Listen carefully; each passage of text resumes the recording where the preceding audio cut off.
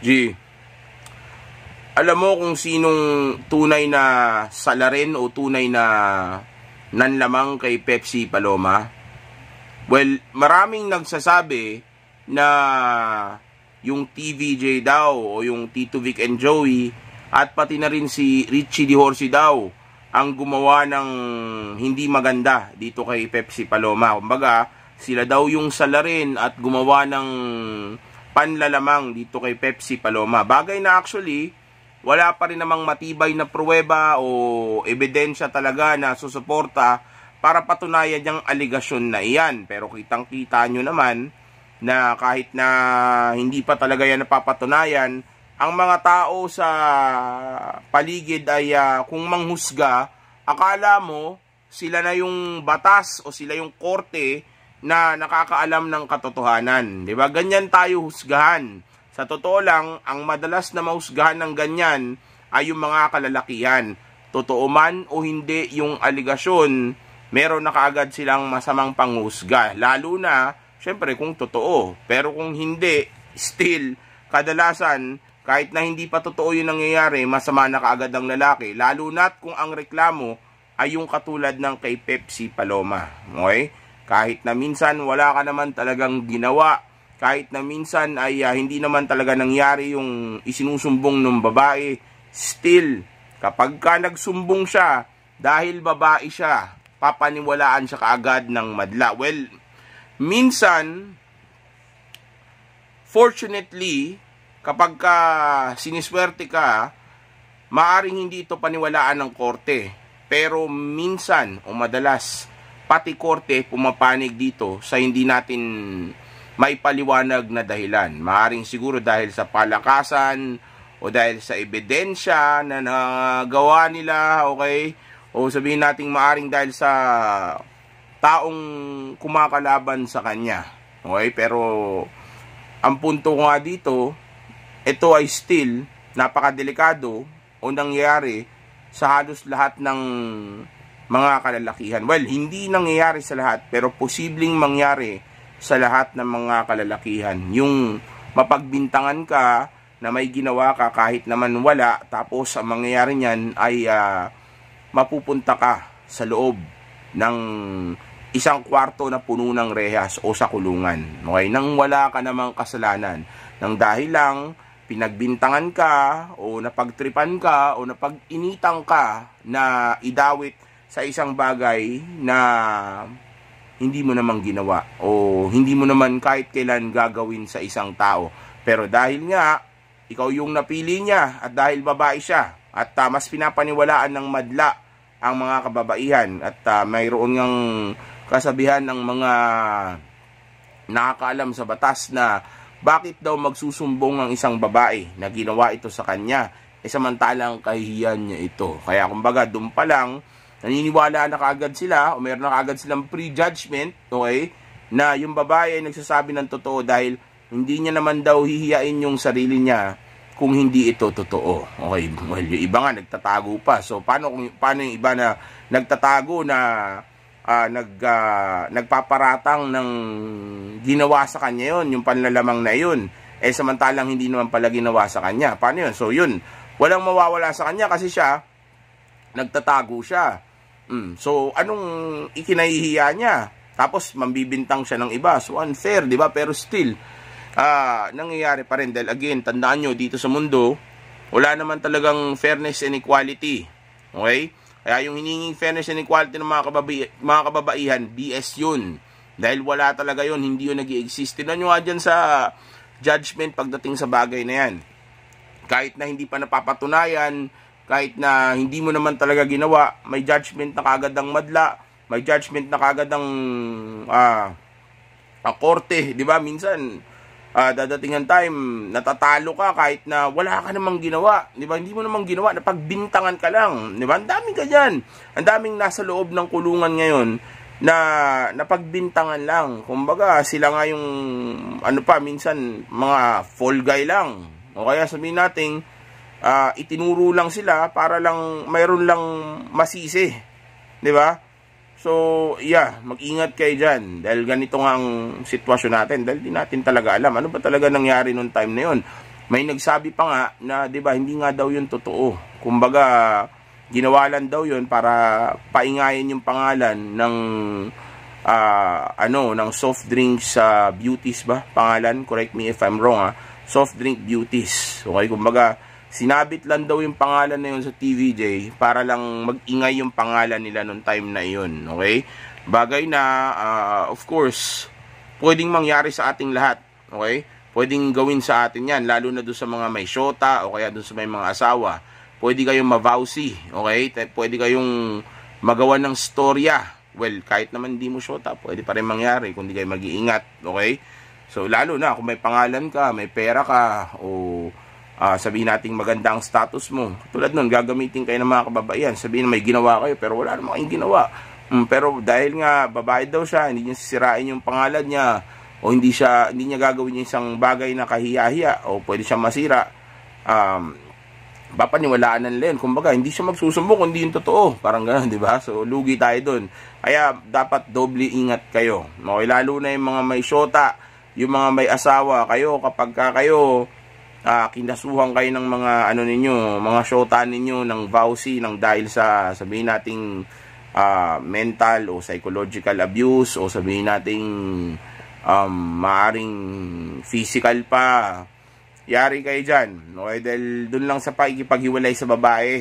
Kapag nakipaghiwalay kayo sa babae, pwede niyang i-convert yun sa kaso na pwedeng sabihin niya na nagkaroon siya ng psychological na effect o sabihin nating mental abuse dun sa sitwasyon na yun, o meron siyang pinagdaanan na hindi maganda psychologically at ikaw ang nagdulot nun, vowsy na kaagad yun. Okay, mag-search kayo, alamin nyo ang batas. Okay, ang daming kayang gawin ng babae sa atin o ibintang ng mga babae sa atin na hindi naman totoo. Okay, pero mabilis paniwalaan ng madla kasi nga babae sila, mas weak, mas malambot, di ba? So, kapag ka nagsumbong, pinakaagad sila. Okay, kaya nga, di ba, yung mga malalaking mga tao dyan, pati mga politician, di ba? Anong mga pamatay sa kanila o pang, sa kanila, how do you call this? Pambara sa kanila. Di ba? Yung, kumbaga, para maano sila, di ba, magipit sila, panggipit sa kanila kadalasan, yun yung best na term. Anong pinaka best na panggipit sa mga ganyan, di ba? Yung kaso ng katulad nung kay Pepsi Paloma, di ba? Yung gipitin sila na may ginawa sila sa babae o sa, di ba, mga mas batang babae, di ba, na ganito, na panlalamang o pang di ba? Hindi ko lang masabi in term, alam niyo naman bakit, di ba? So, yun, katulad nga kay Pepsi Paloma, anong ginagawa na? Makuha sila ng mga babae na magtatago ng mukha, tapos sisihin nila yung mga politician na ginawa kunyari yun sa kanila. Yari ka na kaagad doon. Mapatunayan man o hindi yung kaso, okay?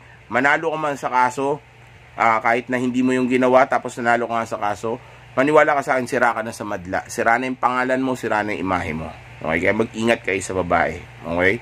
Tapos yun nga, gaya nga ng sabi ko nga kanina, ginagamit yan sa mga ganyan. Mga politician, sa mga ma-influensyang tao, sa mga kilalang tao, 'di ba? Even kay Kobe Bryant nangyari yan, 'di ba? Kay Mike Tyson nangyari yan, kay Michael Jackson, I think, narinig ko parang nangyari din yan dito sa Pilipinas, 'di ba? May mga ganyan din na celebrity na nasabihan na ganyan, 'di ba? Si Vong Navarro, 'di ba? Na rin siya na na-complain din siya tungkol sa bagay na ganyan, di ba? So, yeah, mag-ingat kayo sa mga kababaihan, okay? Dahil katulad nga nun, ang sabi, kaya lang naman daw ito ginawa para daw mas umingay yung pangalan, maisabit yung pangalan sa TVJ, di ba? Para mas makilala sila, sila Pepsi Paloma. Isipin niyo, para lang dun, di ba? Pwede kang makulong. So, mag-ingat kayo. Okay, lalo na yung mga mister, kayo mag-ingat kayo dahil mister kayo niyan. Pwede kayo ipavowsy niyan pagka merong isang bagay kang nagawa na pasok sa pwede niyang gamitin yung kaso na iyon o yung bagay na iyon sa iyo. Okay? So, yeah. Mag-ingat kayo dyan. Pero sa akin, alam nyo, sa totoo lang, para sa akin, ang tunay na nanlamang o tunay na salarin dito kay Pepsi Paloma, dito sa nangyari kay Pepsi Paloma ay walang iba kundi yung society at yung feminism. Okay, bakit? Simple lang. Dahil kung wala si Pepsi Paloma sa trabaho, okay, dahil 14 years old lang siya nung nag-start at 18 nung nawala siya sa sa mundong ito. Okay? 14 lang siya noon. So kung nag-start kung wala siya sa trabaho at hindi ganyan yung trabaho na pinasok niya sa edad niya na yon, okay? Imbis na nasa lang kasi siya dapat, 'di ba? Na nasa bahay lang siya o kaya school nag-aaral, 'di ba? Katulad ng mga normal na kabataan, 'di ba? Kung wala siya doon at normal sana ang buhay niya, baka hindi niya dinanas ito. Baka sana nandito pa siya sa mundo. Kasama pa natin siya o hindi siya nakaranas kung nangyari man iyon. 'Di ba? Nakaranas ng ganong klaseng bagay o sana hindi ganon natapos ang storya ng buhay niya. Okay? Kung sana hindi tinuturo ng feminism o pinipilit ng feminism na mag-labor o magtrabaho o kumita ng pera para sa mga kumpanya, mga kababaihan, lalo na sa ganyang klaseng edad pa lang. 'Di ba? Hindi sana hinahayaan yung ganyan. Di sana hindi nangyari kay Pepsi Paloma yon o sa mga katulad ni Pepsi Paloma yung mga bagay na ito. Okay, dahil kung nasa bayan at nag-aaral o nanonood lang ng telebisyon, di sana mas malayo pa sana yung pwede niyang narating o kaya maaring mas naging masaya pa siya sa maaring posibleng asawa at anak niya ngayon. Kumbaga yung pagkakaroon niya ng pamilya ngayon. Bagay na hindi niya dinanas dahil nga sa murang edad siya ay nagpaalam sa atin dito sa mundo. Okay, nang dahil nga ang sabi may nangyari nga daw kasi na hindi maganda na ginawa itong TVJ daw. Okay, hindi natin sure kung totoo yan dahil wala ngang ebidensya, wala naman talagang kumbaga wala pang final na decision o final na judgment tungkol dyan Okay, ang korte, wala namang ebidensyang matibay talaga. Ang sabi pa nga ng karamihan ng mga ibang mga tao na involved dito ay hindi raw ito totoo o yung mga nakakaalam talaga dito hindi raw yan totoo. O diba? So, hindi natin alam. So, hindi sana mangyayari nga ito. Okay, yun lang yung point ko dito. Hindi sana mangyayari yan, wala sanang ganyan. Okay sana yung buhay ng babae. Instead sana na pinag-aral na lang nila yan at hindi ipinilit na magtrabaho, baka masaya pa siya ngayon, 'di ba? Baka ngayon ang buhay niya may mga apo na siya, 'di ba? O baka mas naging successful pa siya na o kung gusto pa rin niya magtrabaho, sige, why not? Pero sana wala siya sa ganyang klaseng trabaho, 'di ba? Sabi mo sa murang edad pinagtatrabaho na. 'Di ba? Ang daming ganyan, 'di ba? Mga child star hanggang ngayon nagtatrabaho pa rin. Ano nangyari sa mga buhay ng mga child star? Nagpapalipat-lipat sa lalaki, 'di ba? Hindi pa rin nagse-settle down hanggang ngayon. Tumatanda na, bumababa na yung value. Pagdating ng time, yung pinaka gusto nilang lalaki talaga, wala na 'yon. Hindi na sila yung gusto nun kasi meron na mas bata at mas maganda. Tapos siya mas matanda na, so mas prone na siya sa cheating, 'di ba?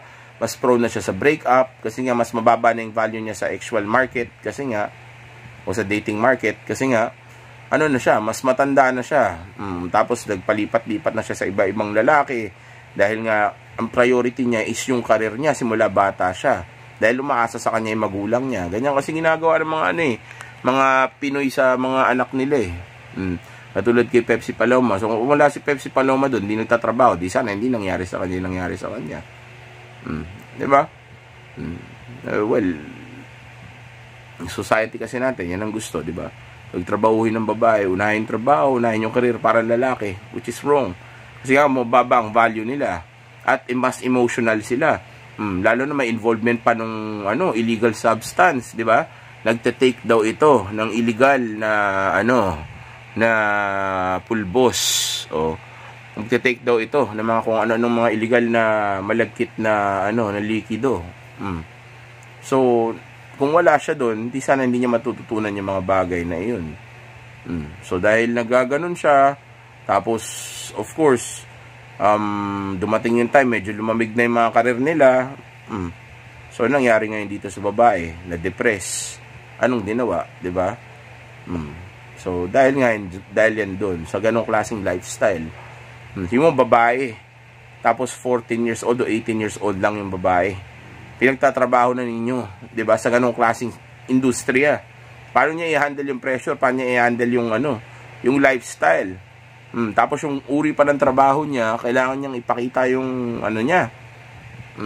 'Di ba? So, ang hirap noon para sa kanya. Ngayon nangyari? Bumigay siya, 'di ba? Well, kasama pa yung sinasabi niyo na baka nangyari yung panlalamang na may salarin talaga. So kung kasama pa yun, tas yung uri pa ng lifestyle, hindi talaga kakayanin ng babae. Kawawa naman yung babae. Instead na pag-aralin na lang natin, tapos i-hone natin, tuturuan natin maging mabuting asawa at mabuting ina someday sa pwede niya mapangasawa someday. Diba? Habang mas bata pa siya. Well, wag habang bata pa na illegal pa. Kumbaga yung nasa tamang edad na. Okay? Bisa turuan natin na pagdating niya sa tamang edad, ang unahin niya is magkaroon ng asawa. Ang tinuturo kasi natin is maging career first, which is wrong. Dapat lalaki ang career first. Babae dapat family first. Dapat nagsisettle down na ang babae habang mas maaga pa lang kasi mas mataas pa yung value niya. So, mas makakakuha pa siya na mas mataas na value na lalaki. Successful na, mas mature na, mas may napatunayan na, di ba? Yung mas may alam na sa leadership, mas may alam na sa mundo, yung hindi ka tulad ng ibang lalaki na immature pa, di ba? Natututo pa lang. Ano mangyari doon? Maghihiwalay lang sila noon. Baka maging single man pa siya doon. Hindi ka tulad doon sa mga lalaki may napatunayan na. Yung mga yun, ang hinahanap na noon, yung mga katulad niya. Dahil lang isang high value babae ay para sa isang high value lalaki. Dahil lang since ang high value na babae ay yung babae na mas bata at mas maganda, then para siya doon sa high value na lalaki, na ang high value ng lalaki naman ay yung yung lalaki na successful, mature, maayos ang itsura, mataas ang status, maraming pera, 'di ba? Mga ganun. Since ganun naman siya, then dun siya belong. So kahit na hindi pa successful yung babae pagdating sa financial o pagdating sa pera o pagdating sa kung ano man yung karera na tinatakbuhan niya, kahit hindi pa siya ganun ka-successful dun, deserve niya na kaagad yung mga lalaking high value kasi nga ang moment na high value pa siya, yung moment na mas bata pa siya.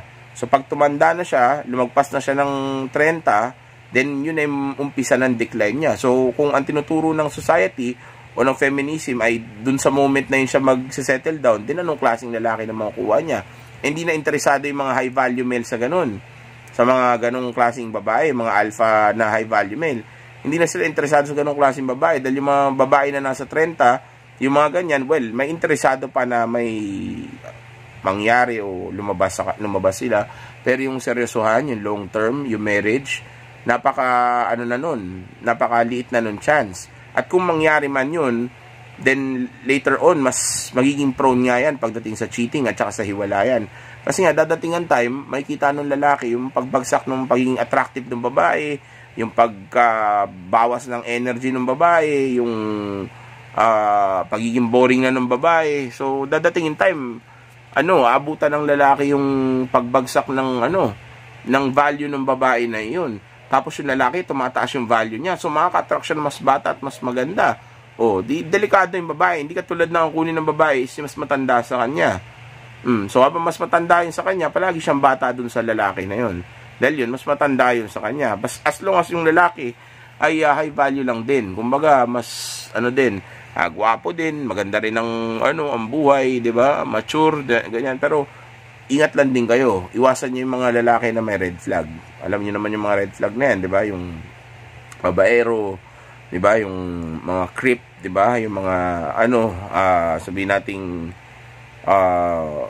mga kumbaga ay iba ang habol sa iyo, 'di ba? Yung laro lang habol. Kumbaga kung magse-settle down ka na habang bata ka, huwag kang maghanap ng pang short term. Ang habulin mo is pang long term na. Okay? At yun ay yung mga lalaki na nasa mga edad na ng mga 40s na. O kaya baka late 40s pa. O baka mga 40, mga 50s na, mga early 50s. Ganyan. Well, di ko masasabi kung mukha na matanda talaga. Pero ang sinasabi ko is, yung may napatunayan na yung pagod na sa dating, gusto na mag-settle down, mag-start ng family. Okay, isipin mo kung nasa kataasan ka pa ng pagiging attractive mo bilang babae dahil mas bata ka pa at mas maganda, then of course mas mapapansin ka ng mga ganun dahil ganun nga yung hinahanap nila. Tapos kung mas matanda siya sa'yo at mas bata ka sa kanya, then habang may pamilya kayo, mananatili kang mataas ang value mo sa kanya. Di ba? Paglilingkuran mo siya na maayos, pagsisilbihan mo siya na maayos, ikaw yung magbibigay ng enerhiya palagi sa relationship ninyo kasi mas bata ka, di ba? So, ano yun? Kumbaga, i-value ka niya na mas matagal na panahon. Baka dumating ang time, di ba? Hindi talaga kayo maghihiwalay. Yun nga lang, asaan mo, pwedeng dumating talaga ang time na mauna siya sa'yo kasi mas may edad yun. Mas may edad, mas may age na yun sa'yo. Ganun talaga ang pwedeng mangyari. Pero, at least safe ka. Hindi ka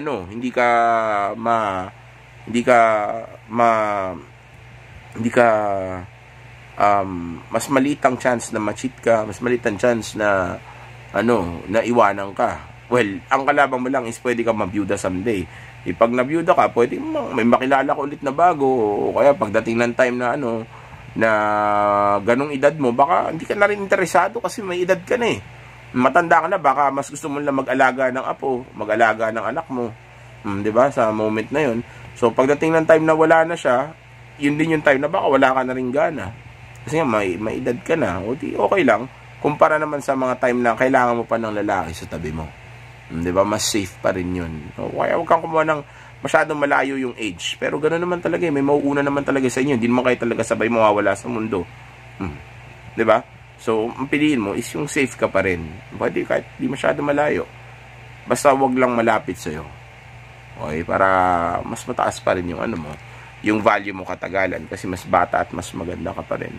Okay? Tapos kunin mo nga is yung mga sinabi ko lalaking katulad nung kanina. Okay? So, yeah. Yun yung point ko dun. So, ang dapat i-blame dito for me is yung society at yung turo ng feminism na ito. O yung gawing parang lalaki ang mga babae. Dahil lang kasi sa tax yan eh. Dahil yan sa sa labor para mas maraming magtrabaho sa mga kumpanya. Kaya pinagtatrabaho yung mga kababaihan. Pero sa totoo lang, ang babae ay dinesign para sa pamilya. Mag-alaga at sumuporta sa asawa niya. Mag-alaga, magpasaya at sumuporta sa asawa niya. Tapos alagaan at palakihin yung mga anak niya. Yan ang trabaho ng babae. Okay? By nature. Kaso dahil sa uri ng society na mayroon na tayo ngayon at dahil may feminism na ang gusto nilang mangyari ay dumami ang mga trabahador, ang mga slave. Ang ginagawa nila ay binibrainwash na ngayon ng mga kababaihan na instead na unahin na magkaroon ng pamilya, ay ang sinasabi nila ay unahin muna magtrabaho. Okay? Maging child star ka, mag-call center ka, 'di ba? Unahin mo munang dumami muna yung pera mo. Samantalang kaya mo na magkaroon ng safe na buhay o secure na buhay nang mag-aasawa ka lang ng maaga. Magkakaroon ka ng pamilya ng maaga. Kumuha ka lang ng tamang lalaki, okay ka na, 'di ba? So ba't ka mag-worry? Ba't mo kailangan kagad kumita ng pera samantalang pagka-safe naman na buhay mo sa isang lalaki na na willing na mag-settle down sa buhay niya, tapos may napatunayan na, di damay ka na rin doon, pati anak ninyo. So anong wino-worry mo? 'Di ba? So yeah. Kung hindi sana ganyan, hindi sana binibrainwash ang mga kababaihan na unahin yung trabaho, di sana nandito pa si Pepsi Paloma, 'di ba? Hindi sana nangyari itong bagay na ito. But kasi yung ganong klaseng edad, pinagtatrabaho niya na. Diba? Ang bata-bata pa nun, parang mga child star nga, diba? Isipin mo, tagal-tagal lang bata pa lang, pinagtatrabaho na. Hindi pa nga marunong sa buhay yun. Naka-expose na sa ganong klaseng mundo. Alam nyo naman kung anong showbiz diba? So, yeah. Pero of course, hindi ginagalaw yung ganyan. Nakakapagtaka, diba? Kasi may consent na magulang. Diba? Yun yung BS dun eh. Isipin nyo bawal mag-asawa ang isang babae habang bata pa siya, habang hindi pa legal ang age niya, kahit may consent pa na magulang, kasi hindi tama yon. Okay? Kahit na may consent pa na magulang, pero okay lang na magtrabaho ang isang babae na hindi pa nasa tamang edad, okay, o legal na edad, okay lang na magtrabaho yung ganong klaseng babae, basta't may consent na magulang niya. So, okay lang na magtrabaho siya, basta may consent na magulang niya, pero bawal siya mag-asawa kahit may consent pa ng magulang niya. Well, ako, agree naman ako. Dapat lang naman talaga, wag yung mga ganong klaseng edad. Okay? Bawal pa talaga yon. Ayoko pa talaga yon. Dahil bata pa yon. Sobrang bata nun. Gusto ko yung may tamang pag-iisip na. Yung kaya na mag-desisyon para sa sarili niya. Okay? Yung hindi pa gullible. Okay? Pero ang punto ko lang is yung conflict of interest o yung conflict dun sa dalawang minention ko kanina, na kapag binigyan ka ng kapangyarihan o approval ng magulang mo na magtrabaho, papayag sila. Pero pag binigyan ka ng approval ng magulang mo na mag-asawa sa edad na ganyan, hindi sila papayag. So, what's the difference? 'Di ba? What's the difference? 'Di ba? Bakit payag kayo na maging slave o ma-expose yung bata sa edad na yun, pero hindi kayo papayag sa... Anyway, baka mamaya akala pa ng karamihan, agree ako sa ganun. Hindi rin naman ako agree, pero yeah, you know. Sana nakuha niyo yung point ko, 'di ba, na ito yung feminism. Ito yung rason kung bakit pinipilit nila na pagtrabahuhin yung mga kababaihan. Okay?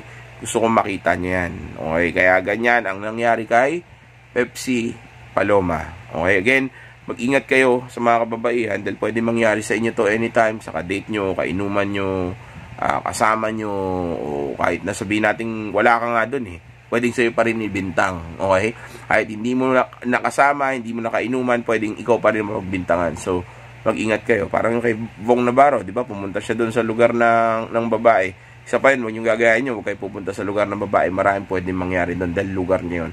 Kung anong sabihin niya doon, tagilid ka doon kasi lugar niya yan. Well, pwede ka manalo sa kaso, pero again, maraming mawawala sa'yo katulad kay Vong Navarro. Nanalo siya sa kaso, pero yung damage nandun na. Okay? So, mag-ingat kayo dyan, and also sa mga kababaihan, imulat nyo naman yung mga mata nyo. Kasi ito ang rason kung bakit nasira ang buhay ninyo. Dahil pinapaniwala kayo na worth it na ipagpalit ninyo yung prime years ninyo para sa paycheck, para sa slavery. Okay? So, kung gusto nyo mas maging maayos ang buhay ninyo at mas maging masaya kayo, mas maganda kung maaga pa lang, pagka legal na ang edad ninyo, maghanap na kayo ng lalaki kaagad na pwede ninyong pag-settle downan. Hindi kailangan na sobrang taas ang value. Basta ang importante ay yung ligtas kayo, secure kayo, kaya kayong bigyan ng maayos na pamilya, kaya kayong mahalin, kaya kayong pahalagahan ng magiging anak ninyo, okay? Kahit na hindi ganun kagwapo, okay? Basta ang importante ay yung matinong tao. Umiwas kayo sa mga lalaki na sabihin nating alam ninyo na someday pwedeng magloko o pwedeng anakan lang kayo tapos iwanan kayo someday kapag ayaw na sa inyo, o pwedeng sabihin nating balang araw ay biglang ma-realize mo na hindi mo na gusto. Okay, iwasan may mga ganyang klaseng lalaki. Alright, dahil nga kung mapunta kayo sa ganyang klaseng lalaki, then yeah, of course, baka pagsisihan nyo ito, baka maging single mother lang kayo, bagay na again magpapababa na naman ng mga value ninyo. Okay, well actually lumayo, pero connected pa rin naman to kay Pepsi Paloma, kasi sa totoo lang, hindi sana mangyayari yan kay Pepsi Paloma kung hindi sana nila pinagtrabaho, kung hindi sana sa edad na yun, hindi sana nila in-expose yun doon sa ganong klaseng industriya. Isipin nyo, nakikipag-inuman sa mga mas matatanda sa kanya, sa mga nasa edad 30 habang 14 o 18 anyos pa lang siya, o nasa, ewan ko anong edad. Pero again, allegation yan, hindi naman natin alam kung totoo pa yung mga yan, pero kung totoo man, isipin nyo, nasa ganong klaseng mundo na kaagad siya, nang dahil lang, kasi nga, nagtatrabaho siya doon. Kung wala siya doon, di sana hanggang ngayon, buhay pa siya.